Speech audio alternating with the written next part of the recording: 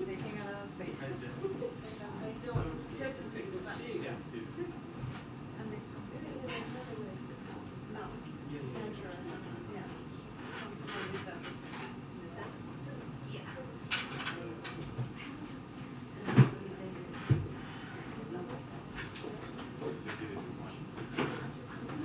Sorry. No, you're good. Oh, hi. I love that. I just said the same thing.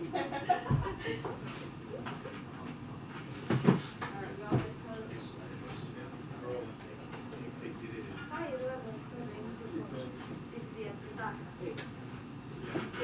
Yes, of course, don't forget. Last one,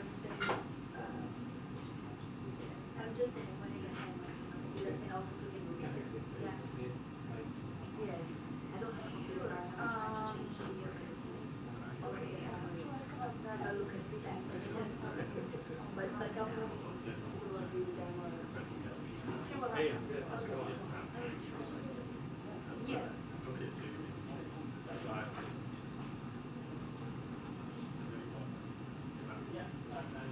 Okay. Okay, that would be great. I thought my colleague in the other department, both of them actually. I think it would be great. Thank you so much. Thank you.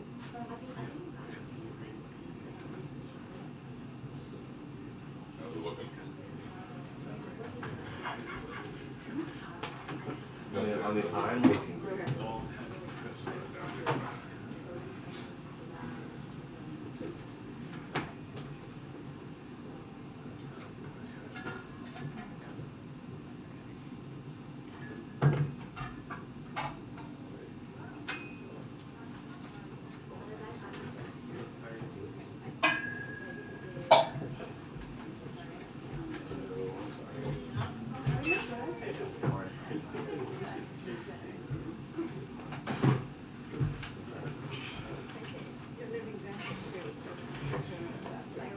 How's it going? Good to see you.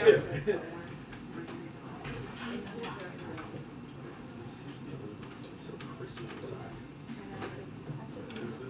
And based on the weather, I'm like, oh, this is so warm.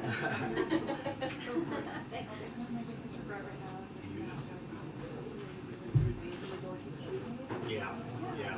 It's still cold. Not the best seating for the temperature outside.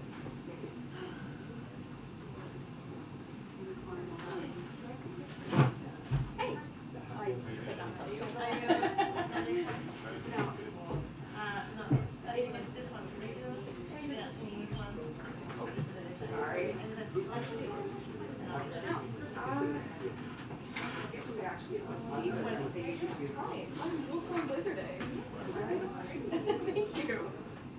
I thought I was charging my laptop for the last hour. It turns out it's fully dead. Yeah. So I was crazy with it. okay. Yeah, oh, she's okay. That's yours. Yeah, that's it. Yeah, I'll bring you another one if you're not.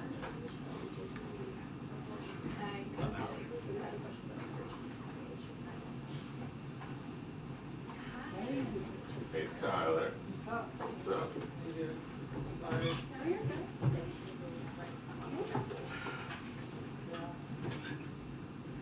Wait, I'll go out first. Okay. Hello. How are you? Good, how are you? Good to see you. Great to see you. I know, right? Much different setup. It was a practice round with us.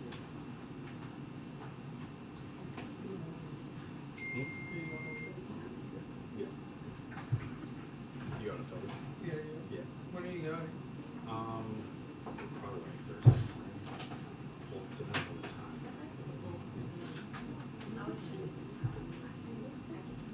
Like I know. Yeah. Maybe.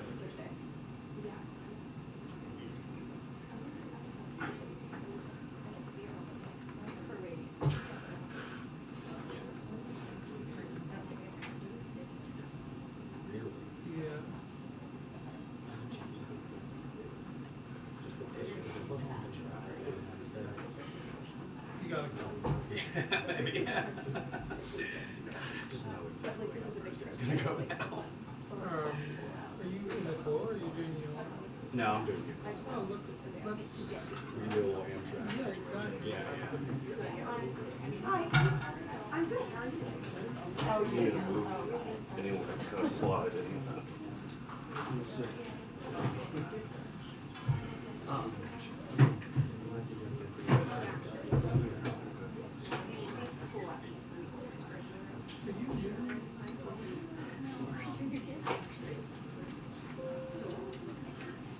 I'll let Karine know. Yeah, Is that what you have to say?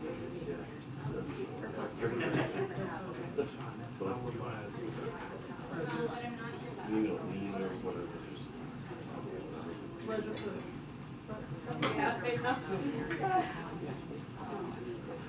Very short, concise, always Yes. helpful, always Exactly. commendable.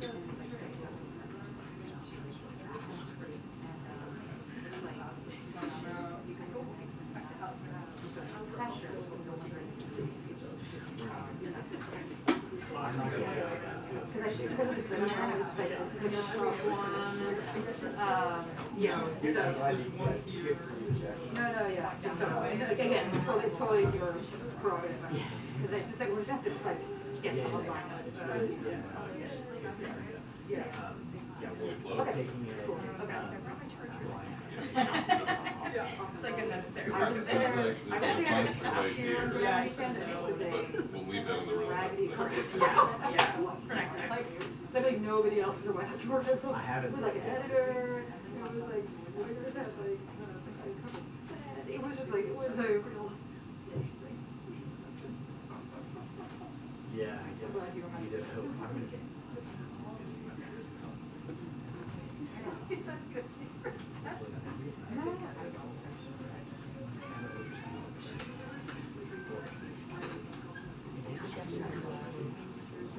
I appreciate it, it's the help already.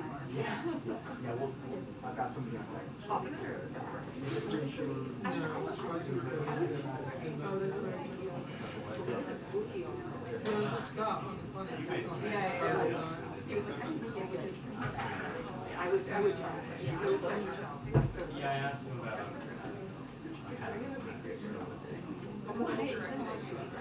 Yes, like, You know, if you're so sad.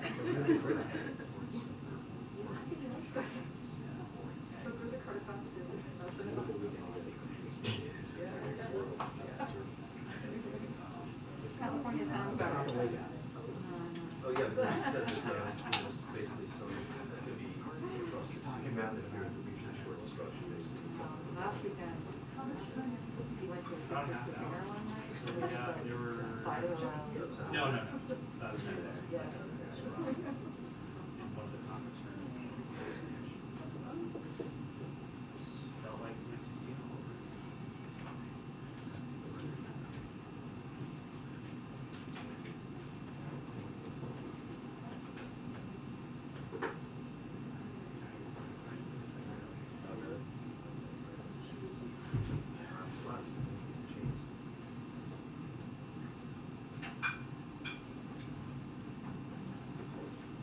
It's great. Oh, yeah, she said they just read this morning.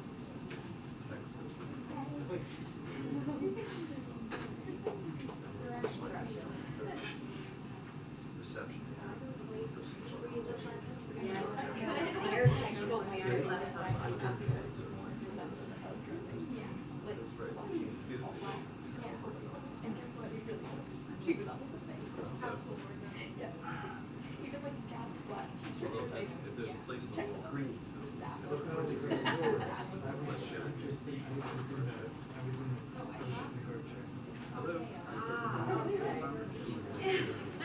Oh yeah.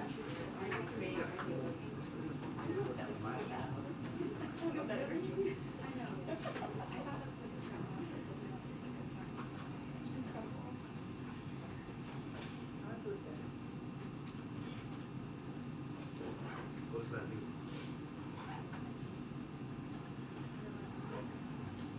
Okay, but what does it say?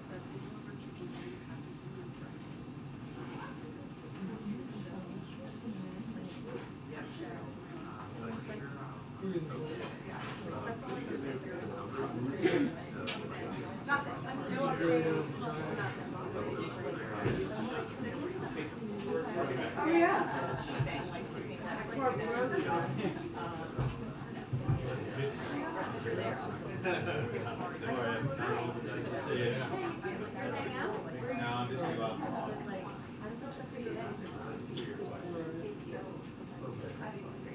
I really appreciate it. We'll take care of the phone. Because if you do, you get to send Thanks. Yeah, oh, it's not even that, it's just like, it's all like, what time, like, am I gonna go to the show? Where are we? Yeah, listen, you're really unfortunate.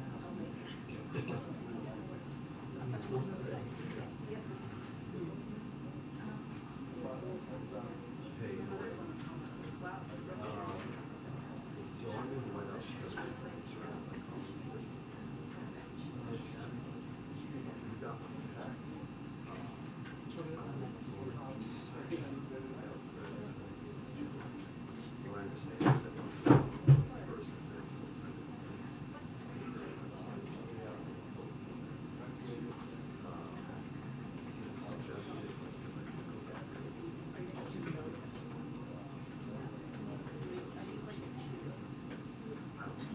but let's get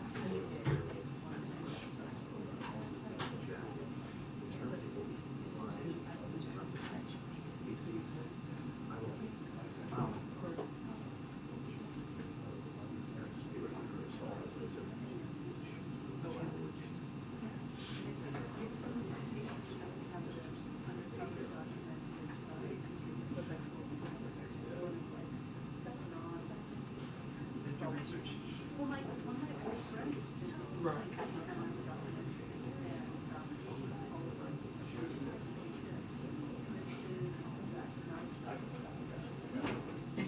Yeah.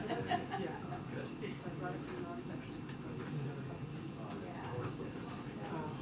But in that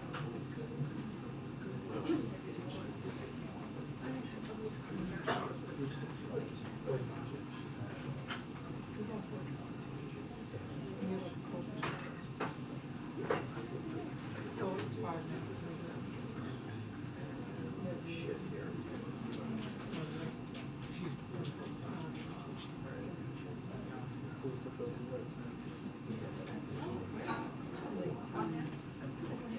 Yeah. So,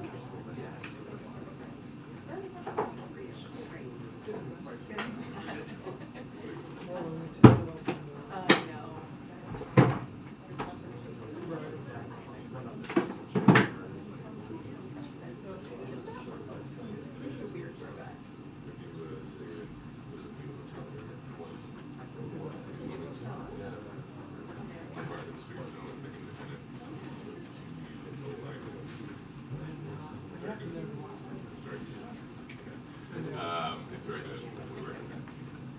Food and no, I can't get over there. Did you stay there? You stayed there? no, the hotel. Jenny has said that the Oh, okay. No, I thought it was really good. I just, And it's really I had to good. check. no, next time I think it's better.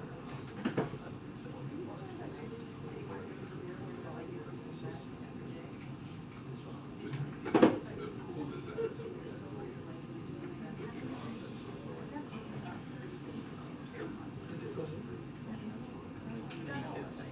They were all, I was, they were all waiting to finish myself.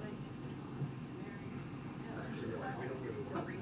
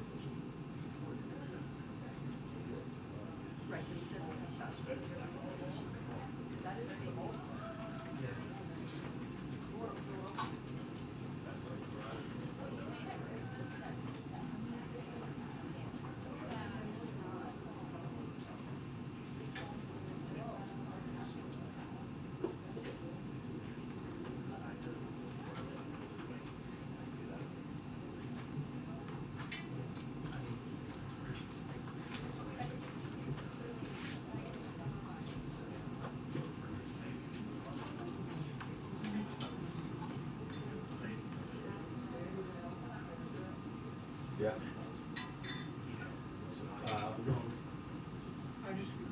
Like before the withdrawal. I do. Absolutely. That's a great question. She just Good? How long does that tolerate these kids?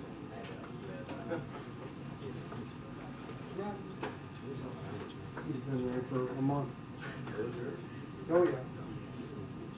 You need some? Yeah, maybe.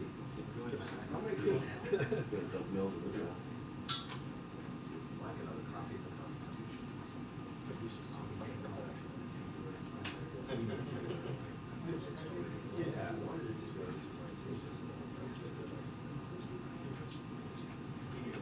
Yeah. Yeah. Makes sense.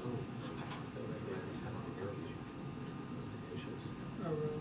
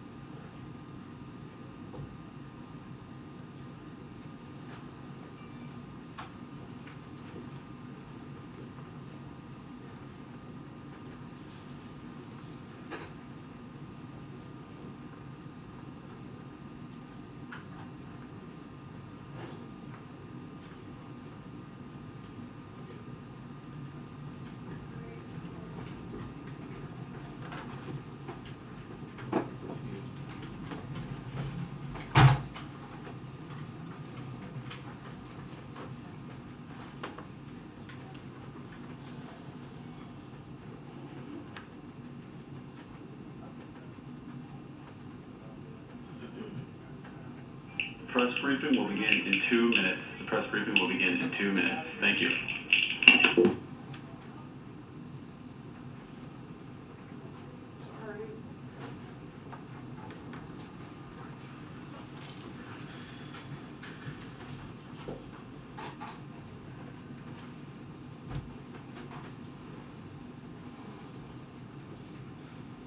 What's up?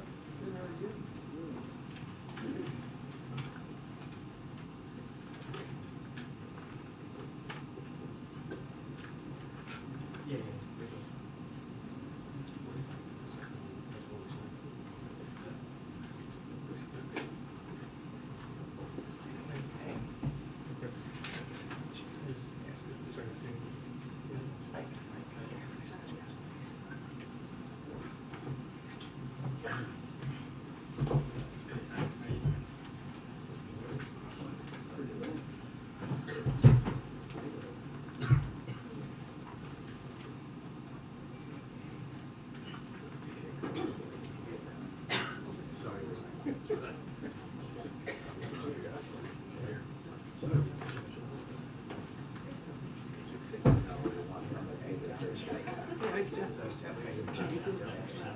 How you doing? Yeah, I've been around for a while. Yes. No, yeah. Welcome. Thank you. Sorry. Pardon me. Tell Mary and I to. Say again? Tell Mary and I. It's gonna be tough.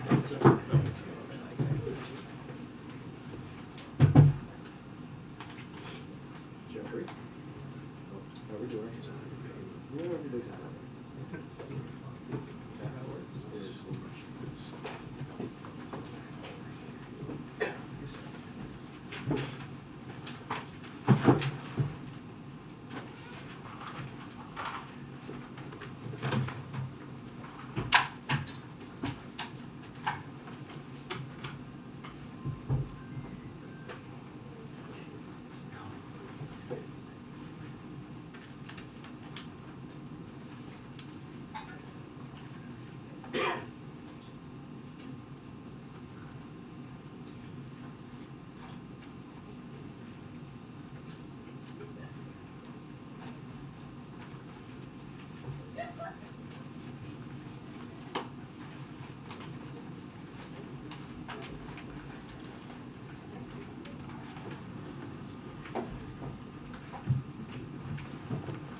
Good afternoon, everyone. Happy Monday. Okay. So I think many of us would agree that parents should not have to pay extra to sit next to their child on a flight. It's just common sense. But as recently as a month ago, no U.S. airlines guaranteed fee-free family seating. Now, after the Biden administration pressed airlines to improve customer service, American Airlines, Alaska Airlines, and Frontier Airlines have stepped forward to guarantee that parents can sit with their young children without getting nickel and dimed. Today, the Department of Transportation rolled out a new family seating dashboard, as you'll see right here, highlighting which airlines guarantee fee-free family seating and those that don't. This is an added feature to the existing dashboard, which already includes services for delayed and canceled flights. The dashboard makes it easier for parents to avoid these junk fees, and we're not stopping there. DOT is working towards making this a requirement across the board. This is just the latest example of effective presidential leadership driving actions that benefit American consumers, workers, and families. President Biden is leading. Americans are supportive, and corporations are responding, as you can see. Also today, the Department of Agriculture is taking a number of actions to support American farmers and ranchers, increase transparency, and lower food prices. Let's start with Product of USA labels. Currently, this label on meat, poultry, egg products can be used even if the product was not actually raised in the USA. We believe that labels should be only used on animals born, raised, and processed here in the United States, and now USDA is proposing a rule to accomplish just that. This increased transparency will support American farmers and ranchers and make it easier for all of us know where our food really comes from. Second, the USDA is announcing $89 million in new investment to help establish and expand independent meat processors. This will create opportunities for small businesses in rural communities and create fairer markets for family farmers, which brings down prices at the grocery store. And lastly, USDA is taking action to increase competition and innovation in important seed markets like corn. These actions show the administration's commitment to promoting competition for farmers, ranchers, and American consumers, and deliver on the President's competition executive order. With that, Chris, you want to kick us off, please? Sure. Two questions on the D.C. crime situation. Does the White House have a response to City Council wanting to pull back that proposal? So as you all know, we litigated this about 2 days last week right here in this very room. The President expressed concerns on certain provisions of the D.C. crime bill, and as we can see, the D.C. Council's process is still ongoing, so we won't comment on that any further. So also when we were discussing this last week, you cited Mayor Bowser's opposition to the crime proposal, but she also says that the override is an indignity and that Congress is meddling in its affairs. Why didn't the President or the White House give her a heads up that the President wanted to sign this override legislation? She also said that she understands why the President made this decision. So but let me get into it. But you just asked the question. Let me finish your question, the first question that you asked, which is, first of all, she also said that she understood why the President made the decision. Our team, the Intergovernmental Affairs team, is in constant communication with her team and was last week. Don't have anything to preview or any specific discussion that occurred, but they are in constant communication. Okay, so the question is, yep. Why didn't the White House or the President give Mayor Bowser a heads up? I just told you that they're in constant communication with the team, including last week. Okay, I'm just not going to get into specific, but I can tell you that our Intergovernmental Affairs office was in contact with her office last week. Okay, that doesn't exactly address the question. I'm just telling you that we were in contact with her. Why, if the White House cites Mayor Bowser's opposition to the bill, why do they want to do something that she considers an indignity to our city? Say that again. If the White House is going to cite Mayor Bowser's opposition to the crime bill to say why the President should sign the override legislation, why does the White House want to do something that the mayor considers an indignity to the city? That's something that but she also did not approve of the piece of the legislation as well. But the process by override, she says, is an indignity. So let's step back for a second. We talked about this for 2 days last week, and still going to tell you exactly what I said last week, which was the President the bill was headed to the president's desk, and the president made a decision, and we let all of you know what he was going to do and how he was going to move forward. That's it. He wanted to make sure that he delivered for the 700,000 residents of D.C. In a way that was protecting the residents here. This was brought to him. This is not something that we put forward. This is a decision that was brought to him. And he wanted to be very clear and communicate with the people of D.C. and with all of you and how he was going to move forward. One more legislative question. There's a resolution going forward allowing that would bar retirement plans from offering ESG considerations. The president says or the White House says he's going to veto that. Do you have any plans for that veto? I don't have anything to share on that. I believe we have not received the bill yet, so just don't have any timeline on the ESG bill at this time. All right. Thank you. A couple questions about East Palestine, Ohio.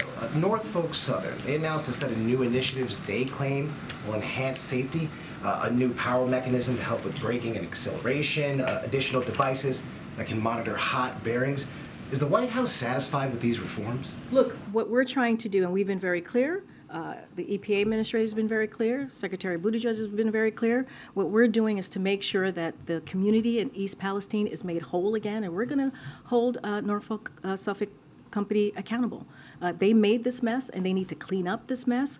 We are pleased by the bipartisanship that we're currently seeing in Congress to put forward some true common sense safety measures. That is something that we want to continue to move forward. As far as it relates to the company, we are going to do everything that we can to hold them accountable. As you know, we set up a fund to support the families and to support the community getting back economically on their feet in the future. So that is going to be our focus, and that's how we're going to move forward. You say you want to hold them accountable. Norfolk Southern, they're responsible now for 4 train derailments in less than 5 months. Is the administration comfortable with them taking the lead on self-regulation? So look, it's notable and unacceptable. That's what we've been very clear about that. That is why the ETSB is doing an investigation that is currently happening. That is something that occurred with the first derailment. We saw within hours Secretary Buttigieg go into action and respond by making sure that the investigation started. The same thing on Saturday. The investigation has been for NTSB was just called to move forward this morning. And so that's what we're going to see. We're going to have an investigation. We're going to see exactly what occurred. But in the meantime, we have to hold them accountable to make sure the community is made whole again. Are there any plans for President Biden to visit East Palestine? I don't have anything to share on a planned visit for the president to Ohio. Okay. Thank you, Karine. Speaker McCarthy is planning to meet with the leader of Taiwan in California. Does the White House have a reaction to that, and are you advising him at all ahead of that meeting? So I don't believe Taiwan has announced any travel for the president of Taiwan. Taiwan's presidents have traveled to the United States in the past, so I would refer you to Taiwan for anything specific on that. And certainly I would refer you to the Speaker's office any potential meeting that he may be having with the president. I just don't, from what I understand, no announcement has been made. Preference that a meeting like that would take place in California as opposed to Taiwan to avoid... Again, I'm just not going to comment on something. No, I totally hear your question, Jeff. It's just not something that I'm going to comment on since it doesn't seem like it has been announced at this time or any travel has been put forward. All right, and one other topic. Former President Trump said over the weekend in his CPAC comments multiple things. One thing he said to his supporters was, "I am your justice, and for those who have been wronged and betrayed, I am your retribution." Does the White House have a response to that? As you know, because of he is a 2024 candidate, and we are covered here by the Hatch Act. I'm just not going to comment on those words that the speech that he made this weekend. Just want to follow up on something one of my colleagues asked about last week. There were protests this weekend in Iran related to the poisoning of the alleged poisoning of the schoolgirls there. If the administration has any updates in terms of what they've seen or any investigations that may be underway at this point in time.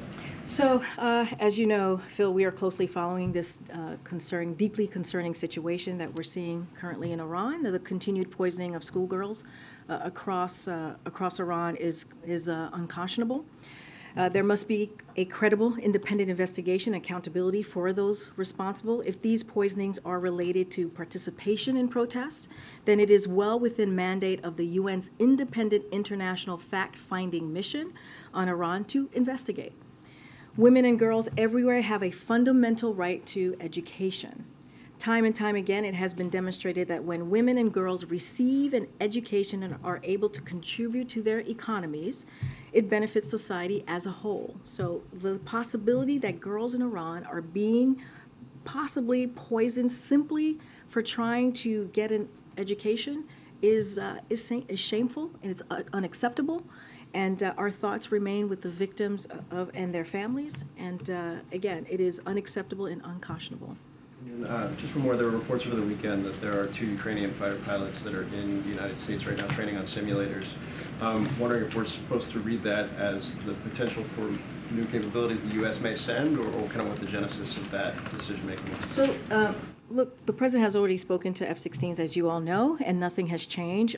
For what the President said is it is not on the table for now, and so that hasn't changed. So I'll leave that there. Can you speak to the incident involving 4 U.S. citizens in Mexico who have come under gunfire and have been kidnapped, and how the administration may be able to get information out of Mexico, or what the status of that is right now? So I have a statement here that I want to read out to all of you. We are closely following the assault and kidnapping of 4 U.S. citizens in Matamoros, Mexico. These sorts of attacks are unacceptable. Our thoughts are with the families of these individuals, and we stand ready to provide all appropriate consular assistance. U.S. law enforcement is in touch with Mexican law enforcement. The Departments of State and Homeland Security are also coordinating with Mexican authorities, and we will continue to coordinate with Mexico and push them to bring those responsible to justice.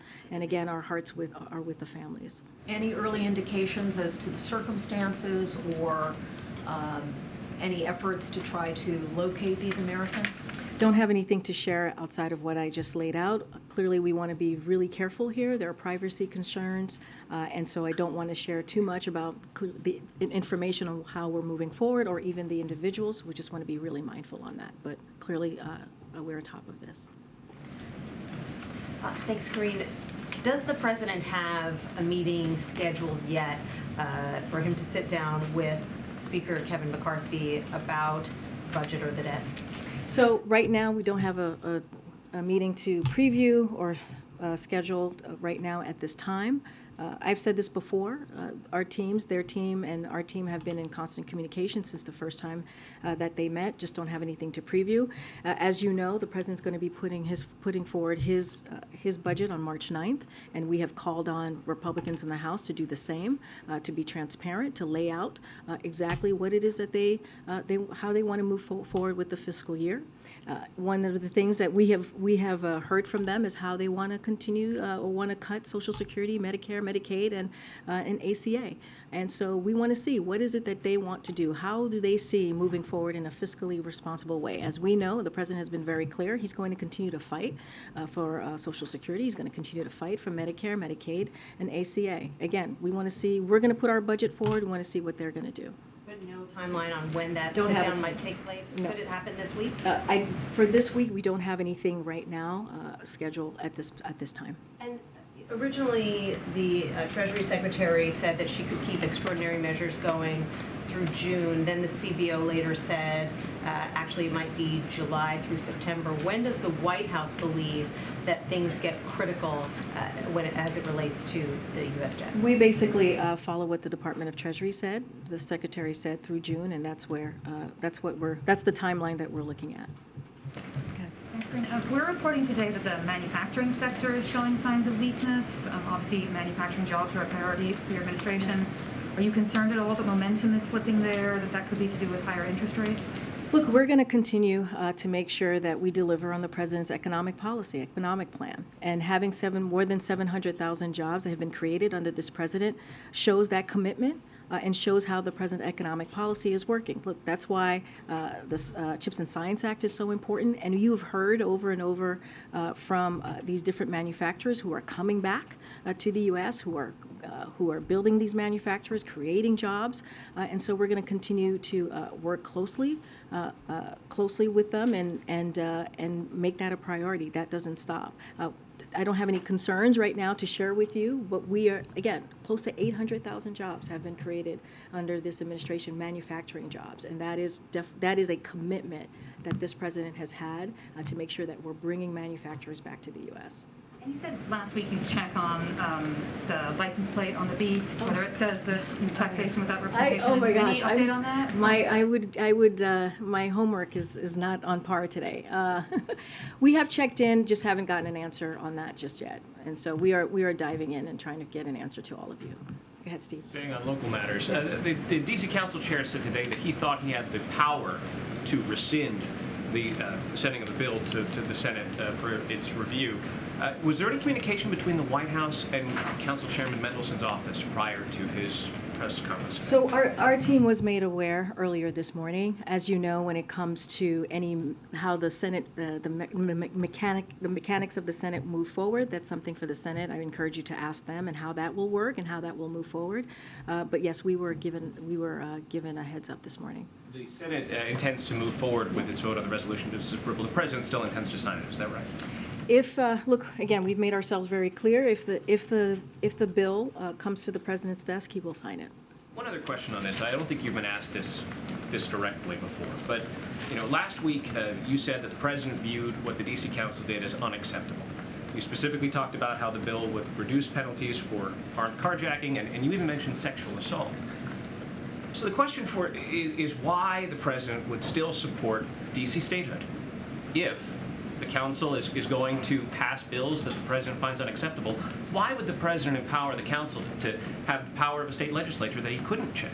Because he believes, and he has for some time now, that D.C. should be a 51 state. They should have a statehood. Again, the reason why the president, we responded to this and answered the question of if he was going to sign it or not is because it was coming to his desk, as we know from last week. And so the president communicated that, we communicated that, but it doesn't change that he encourages Congress to pass a bill that makes D.C. a state, and he will sign it. He believes that cities and states should be able to govern for themselves. Last one in this. Advocates of D.C. statehood say that what has happened here in this episode is that the effort has been set back significantly. That essentially what the president has done is he's given juice to opponents of statehood, and statehood opponents say that this episode has proven them right, that the D.C. government should not be self-governing without Congress's involvement. Well, we disagree, right? We believe D.C. should be a statehood. I mean, we've been very clear. The president has been very clear. Again, D.C. is not a state, it's not a city. The reason why this bill was coming before the president is because that is the case, right? It's not a state, it's not a city. So doesn't mean that it stops our support for their statehood. Doesn't mean that the president has changed his mind on that. We still support that and want to see that happen. And we're going to continue to encourage Congress to move in that way. There's a bank that's having some issues right now called Silvergate. I'm wondering if you guys are monitoring that. On Friday, they shut its crypto-focused payments network, Silvergate Capital. And they said in a filing last week that they may have to evaluate their viability after $1 billion lost in the fourth quarter. Is there anything the administration is doing to monitor that or stepping in, that sort of thing? So we are aware of the situation and monitoring the reports. Won't comment on Silvergate specifically, but it is obviously only the latest company in the cryptocurrency field to experience significant issues. In recent weeks, banking regulators have released guidelines on how banks should protect themselves from risks associated with crypto. As you know, this is a president that has repeatedly called on Congress to take action to protect everyday Americans from the risk posted by digital assets, and he will continue to do so. So we won't speak to this particular company, as we have not on other cryptocurrency companies, but we're going to continue monitoring the reports, and clearly we're aware of the situation. Thank you. And can I just ask briefly on the Fed chair search, Fed vice chair, search, is there any update you can give us And in particular, Senator Warren is a critic of Chairman Powell and has called on the administration to appoint a vice chair that is effectively a counterweight to Chairman Powell in decisions on interest rate hikes. Do you have a view on that? Are you, in essence, trying to counterweight the chairman in this process? And where is the process at right now? I'm certainly not going to get ahead of the president's process or lay out what he's thinking or how that process is going to move forward. What I can say is this is a priority for this president. I don't have anything to preview on any specific candidates or announcements, but clearly we'll have something in the near future. I wondered, Karine, if you could comment on some efforts in Republican states like Florida and Texas where they're cracking down on undocumented immigrants. In the Florida legislature, there's a proposed bill that looks at requiring private companies to do more to check the immigration status of their employees. In Texas, there are lawmakers considering a bill that would deny undocumented children access to public education. Does the White House have any comment on these efforts? So I haven't seen these bills. What I can say is, and as you know, on the first day of this president's presidency and his tenure, first day of his tenure, he said very, very clearly that he took immigration reform very seriously, and he showed that by action, by putting forward a piece of legislation that was comprehensive, that dealt with the immigration issue that we have seen in this country for some time in a real way. And he asked Congress to take action as well. And so I can speak to that. I can speak to how the president wants to move forward in a way that we're protecting our border in a secure way, which is why he's taken actions, whether it's the parolee program, whether it's putting 24,000 federal agents on the ground and making sure that we're doing this in a safe and humane way. And so that's what I can speak to. That's the way the president wants to move forward, and I'll just leave it there. The Texas bill says that they would deny undocumented children access to public education unless the federal government pays for it. If this moves forward in Texas, is this something that the administration would consider? Again, I'm not going to get ahead. I haven't seen that piece of legislation, haven't talked to our team. I'm just not going to get ahead of any state, local legislation. What I can tell you is what the president has put forward and what he has, how he sees this process moving forward on the federal level is coming together with Congress coming together with us, Republicans, actually taking real action and not doing political stunts, because that's what we see in these states is continued political stunts and not really dealing with an issue that they can. If we came in a bipartisan way, we can actually deal with the immigration concerns in this country, but they refuse to do that. Thank you. I wanted to follow up on the issue about the 4 U.S. citizens kidnapped in Mexico. Has the president been informed? What was his reaction? If you can share anything about that. I can tell you the president is aware and has been informed. Ambassador Salazar is meeting today with President López Obrador in Mexico. What message does the administration want to convey, or what is your priority for that meeting? Well, you know, the president went to Mexico most recently for the summit, met with the Mexican president and also the Prime Minister Trudeau, and they laid out their commitment to work together on issues that matter to the region, whether it's immigration, whether it's national security, and I think that summit sent a very loud message to the people of Mexico, to the people of the United States, and also Canada. As you know, just to take a step further, the president is going to be meeting with the Prime Minister later this month to continue more of that conversation that they had.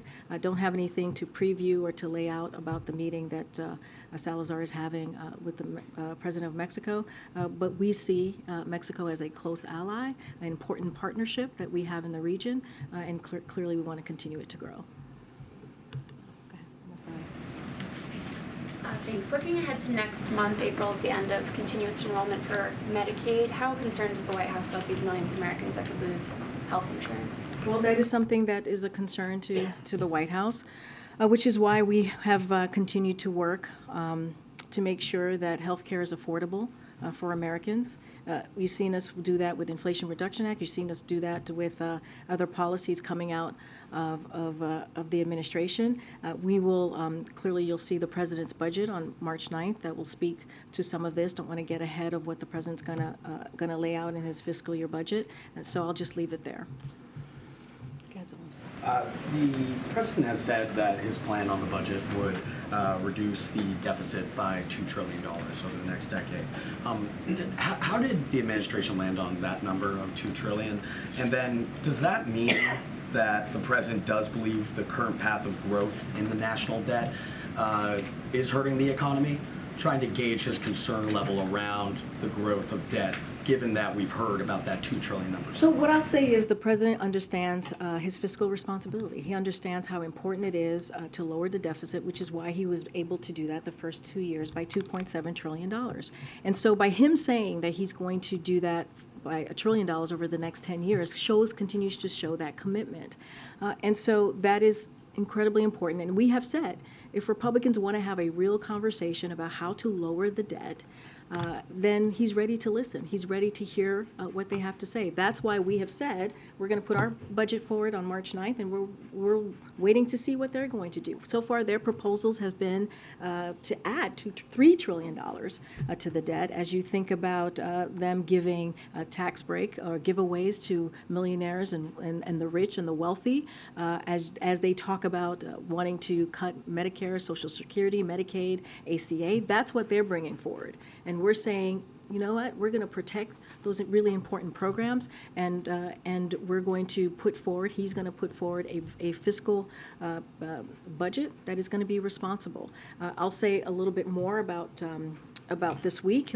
As you know, he's going to deliver remarks in Pennsylvania, and he's going to show his plans to invest in America, continue lowering costs for families, protect and strengthen Social Security, Medicare, reduce the deficit, and more, as you just asked that question. And so you can expect to hear more from us in the days leading up to Thursday. We'll have additional information on some of those pieces as we head into Thursday. Quickly explain the reasoning for traveling for the budget rollout. You know, going to Pennsylvania for this, obviously that's an important state when it comes to a forthcoming election. Why travel to? So I'm not going to get into elections, but as you know, the president is Pennsylvania is very close to his heart.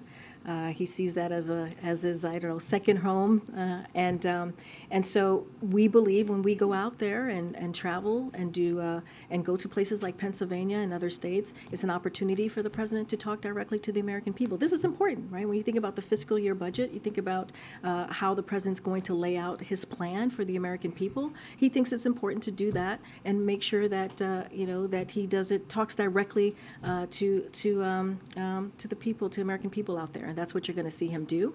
And so he'll just happen to be doing it in Pennsylvania, a place that we travel to a lot, as you all know, those who travel with us. Go ahead, Ed. Yeah, thanks, Karine. I want to ask you about energy policy. So if the president had allowed the Keystone Pipeline, the Keystone XL, to go forward, it would have been operating today or very close to being turned on today. Any regrets about canceling that project, and any consideration of reversing any energy policies for a more balanced approach going forward? So look, the president has been very clear about how he's approaching the energy space.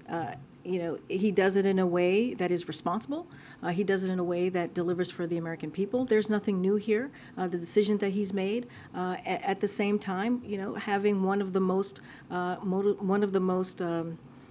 important historical climate, when it comes to climate change, investments and policies. That is not going to change on how the president moves forward here.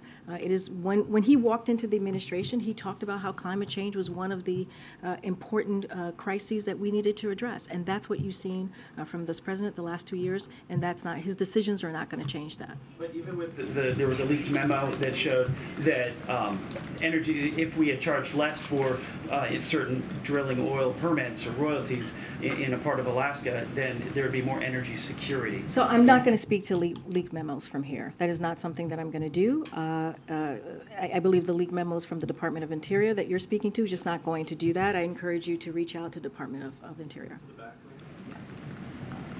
Way in the back. Yes, thank you. Well, the person behind you. Yes, someone new. Someone new. Thank you. I appreciate that. Touring with Spectrum News, by the way. Karine, thank you so much. Sure. On the note of the budget proposal, this is happening. He's unleashing or unveiling this proposal under the shadow of the debt ceiling, and since February was the last time, according to House Speaker McCarthy, the president has sat down with the speaker to talk about some type of deal. McCarthy says he rejects, a clean increase without some concessions or spending cuts. Is the president going to come back to the table with McCarthy to talk about it? What's the plan here? He never came to the table to negotiate on the debt ceiling. That was not something that occurred. That is not something that's happening. We've been very clear, we're not negotiating around the debt ceiling. This is something that Congress needs to do. It is their constitutional duty. It is something that has happened 78 times since 1960. It is something that happens in a bipartisan way. They should not put the full faith and credit of this country hostage, should not keep that hostage. And so this is something that we believe that should happen without conditions. And so that's how we've been moving forward. We've been very, very clear about that. I just talked to one of your colleagues about the thing that we are happy to talk about is how to lower the deficit. We are happy to have, the president would look forward to having a conversation, a real conversation with House Republicans on how to do that, because he has been successful in doing that. $1.7 trillion the first 2 years, and he'll share more with his budget on March 9th.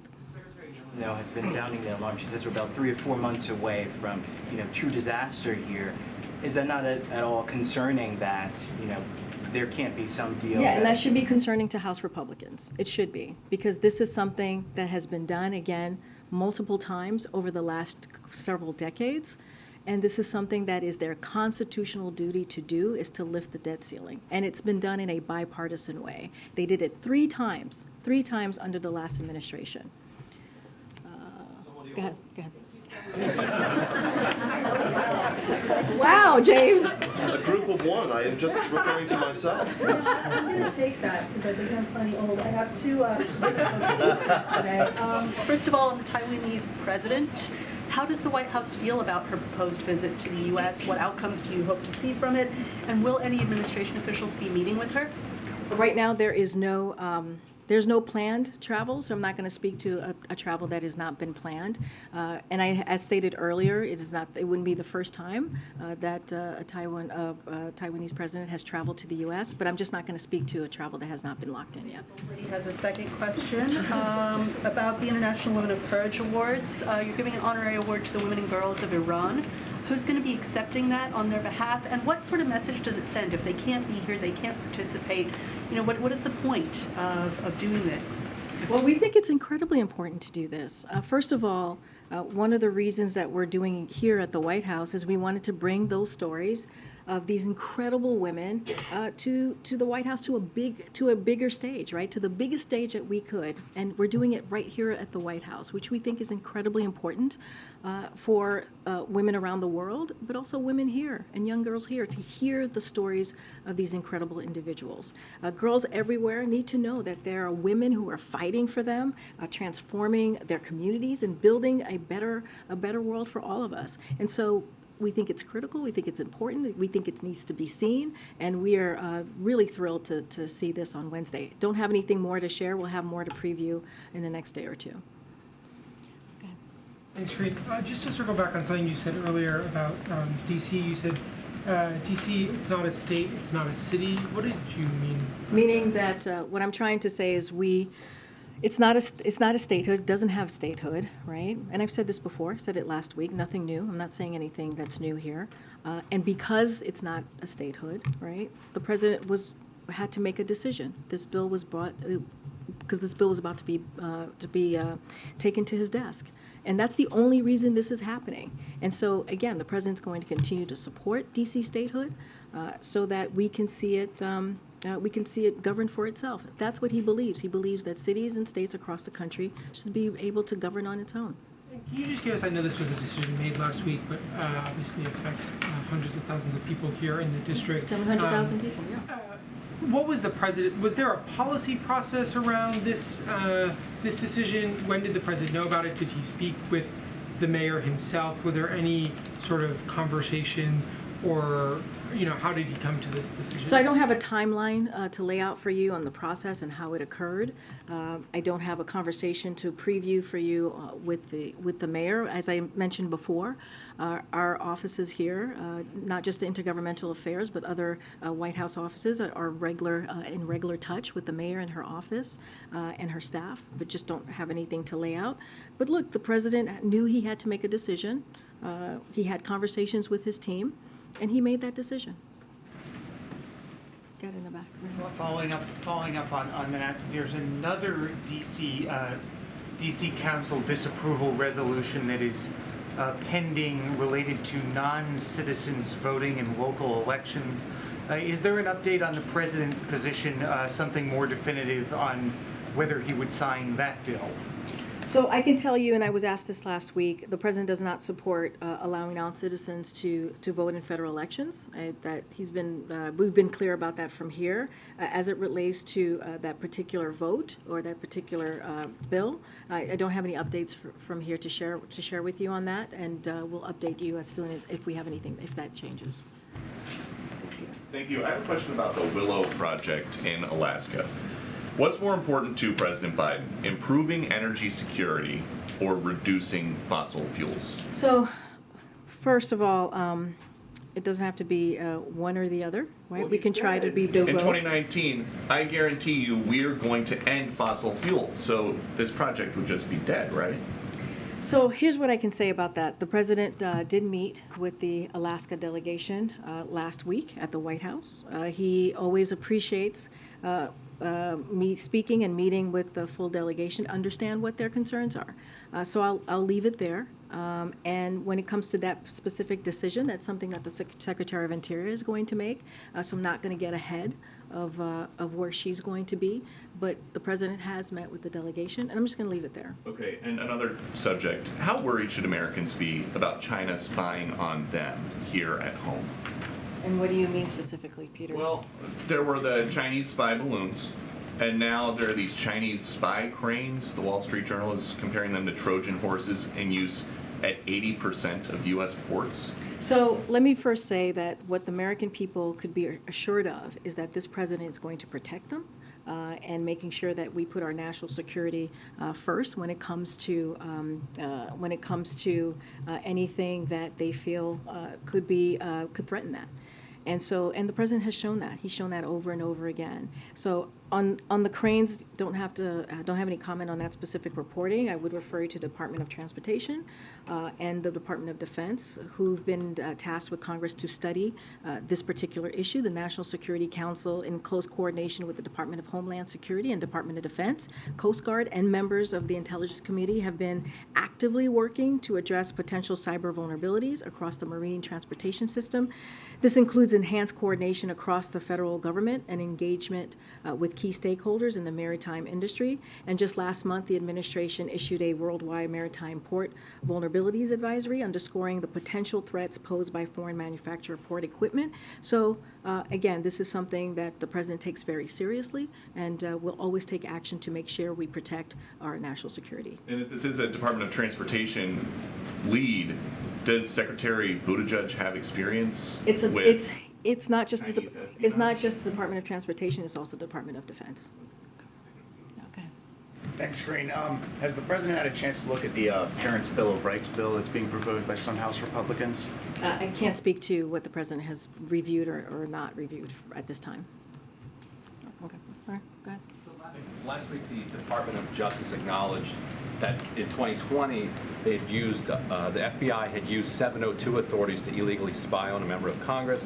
Can you tell us who that member of Congress was? Has that member of Congress been briefed by the White House?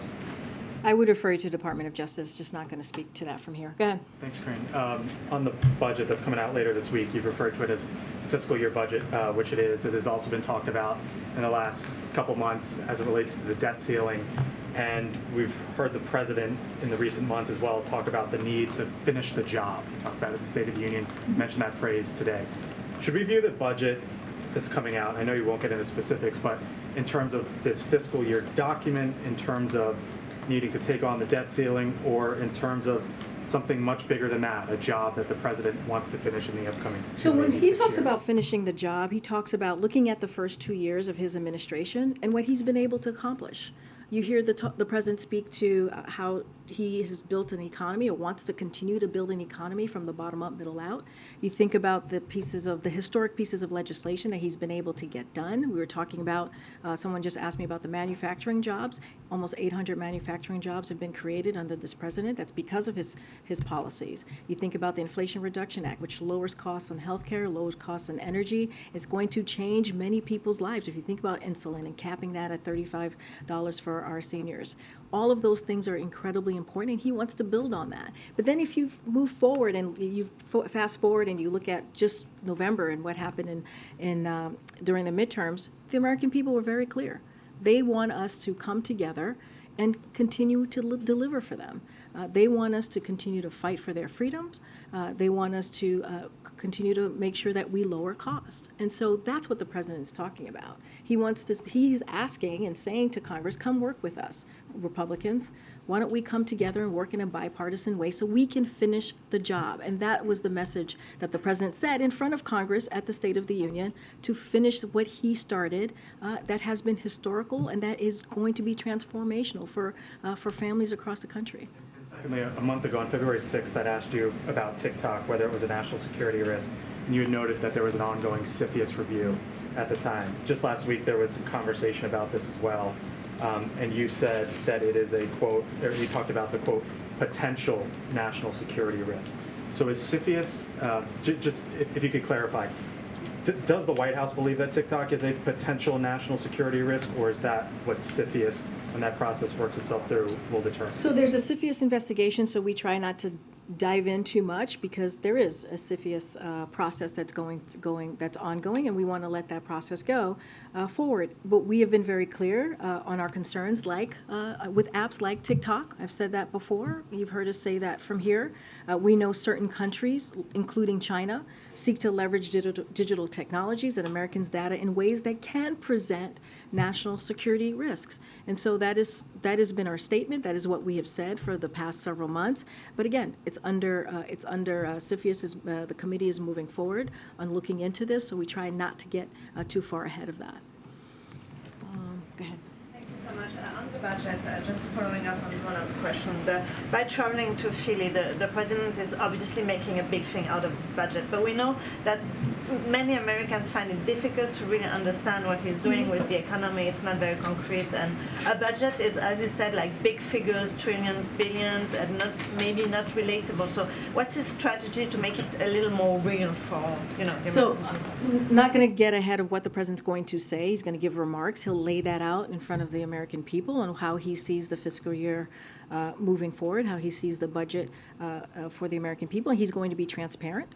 He's going to lay that out and be very specific. We've talked about how he wants to invest in America, right? He talks about how he's going to fight for Social Security, Medicare, Medicaid, ACA. Those are things that Americans understand very personally, especially if you think about these programs that they pay into. And so that is going to be very important for him to lay that out. But it's not just that. The president's going to be fiscally responsible. You all will see this. He'll communicate that directly with the American people. But we want to see, what are the House Republicans going to do? And we've been very clear about that, because what they want to do is the complete opposite of what the president's trying to do. We want to fight for programs that's important to taxpayers, important to our seniors, important to veterans, and they want to take that away. Think about Social Security again, Medicare. And so you'll hear directly from the American people, but from the president. But in the last couple of weeks, in the last several months, the president has laid that out.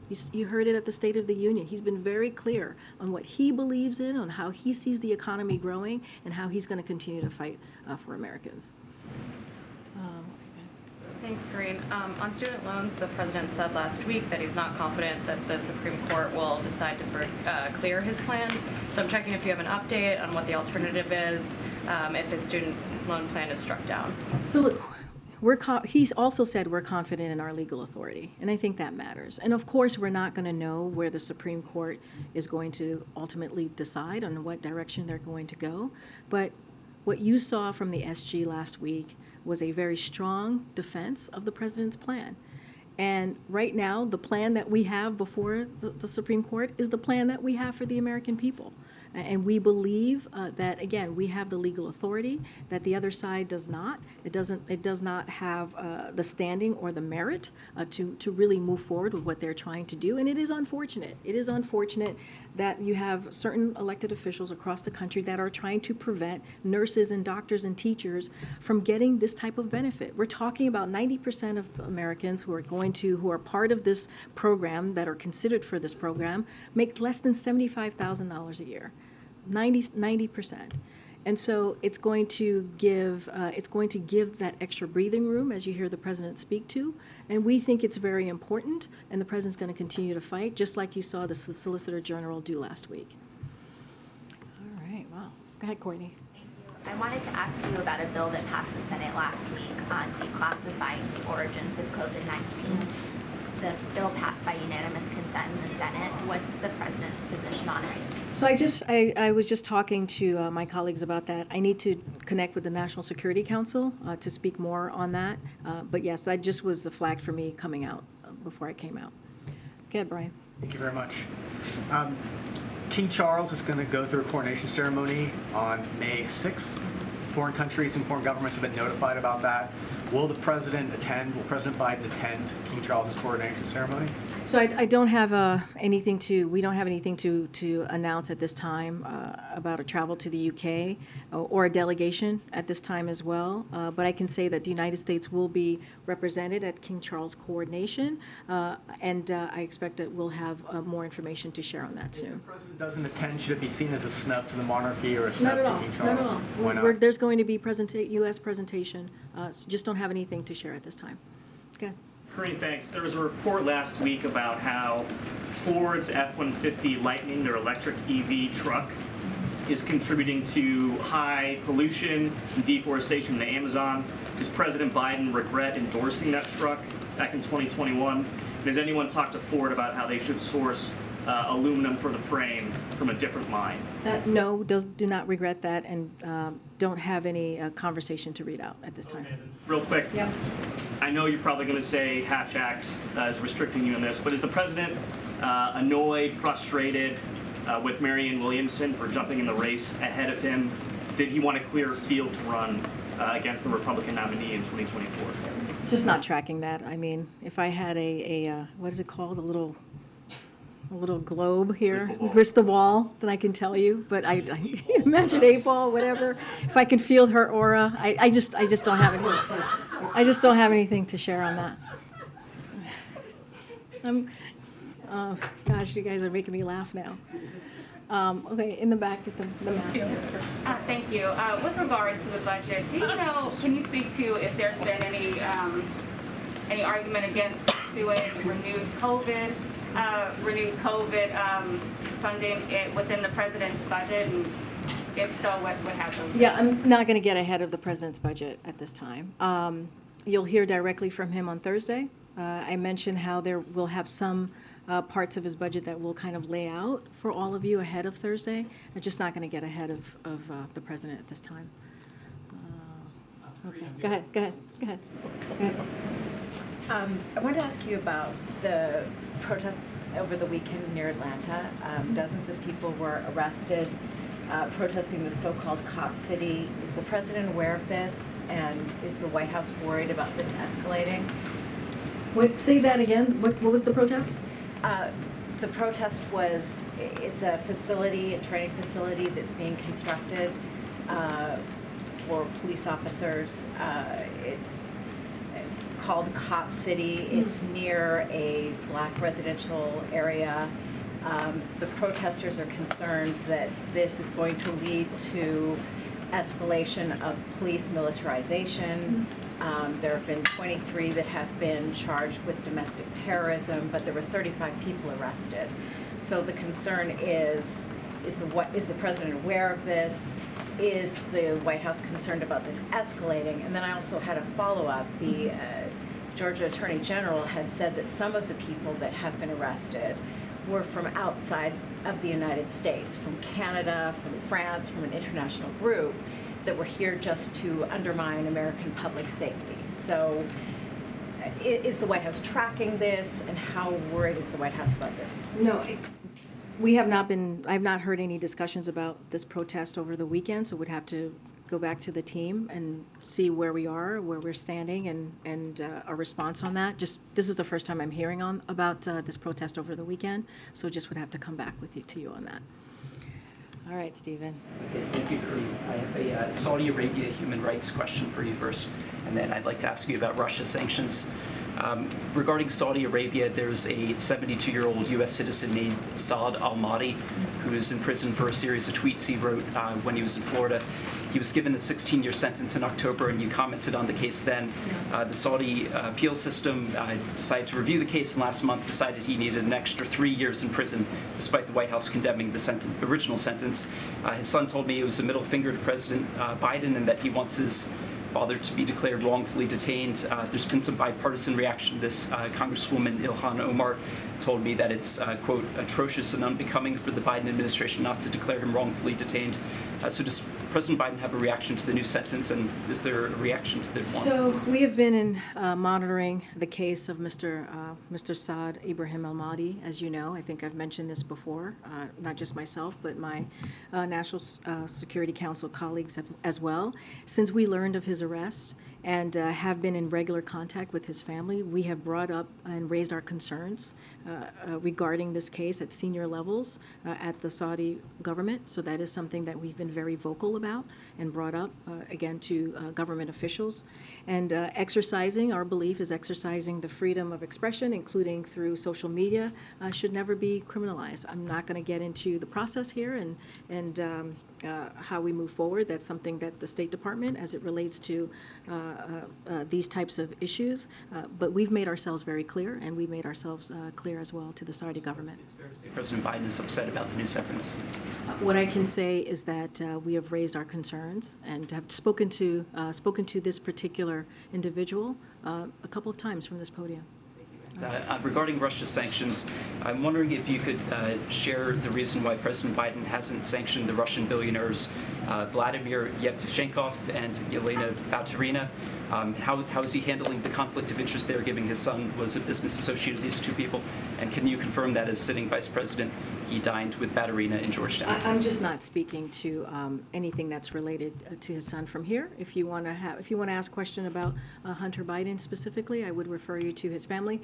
And as it relates to any sanctions, I'm not speaking to individual persons that from Russia.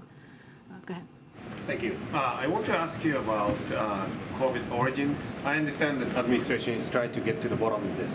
I just want to ask you if the final conclusion might look like, is it going to look like each institution that is looking into and investigating come up with their own conclusions, or administration will have one final perspective? As you know, the intelligence community is looking into this. This is something that the president has asked since a few months into his administration, and so they're redoubling down their efforts. They're looking into the origins of COVID. Clearly, it's important.